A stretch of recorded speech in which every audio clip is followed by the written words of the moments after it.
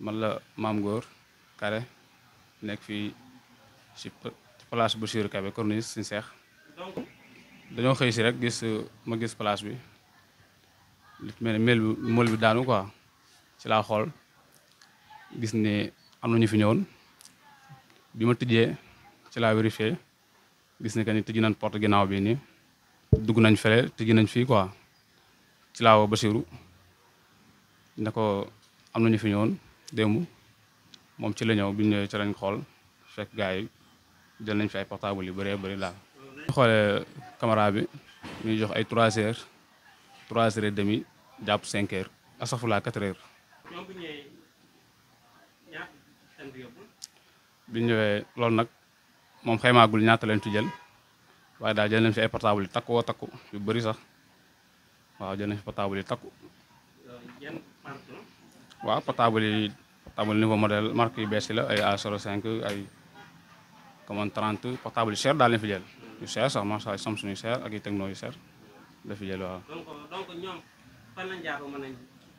dugg ci biir. waaw ñoom nag ci aération bi lañ jaar ndax amoon na aération bi nekk ci kaw léegi foofu dañ fa tegoon benn brique tabax ko noonu moom lañ daaneel bi ñu ko daaneelee ci lañ am accès mën a dugg ci biir place bi. non loolu nag man moom nemmeeku ma fi woon waaye déggoon naa ni place bi ñu dendal ñëwoon nañ fi comme noonu lañ ko defoon daal waaye man moom le temps bi ma fa def nemmeeku ma fi sàcc daal. waaw dem nañ def plainte nañ waaw. donc benn question laa fàtte moo di que sàcc yi ñoom ñaata ñoom lañ toll. sàcc yi de benn lañ gis ci caméra bi nag waaw benn daal lañ jot a gis ci caméra bi daal waaw man jàpp naan du benn ci li ma jàpp. ban message ya ngay lancé sa mbokk yi nga xam ne ñoo nekk ñoom it. ah di leen lancé que ni ñu gën a sécuriser place yi rek gën a góorgóorlu bu baax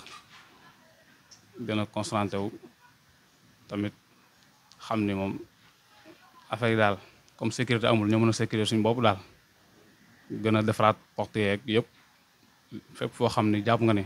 sàmba boobu bu ñëwee mën na faa am accès pour dugg fa daal gën ko sécuriser bu baax a baax daal li ngi lancé suñu jaaykat yëpp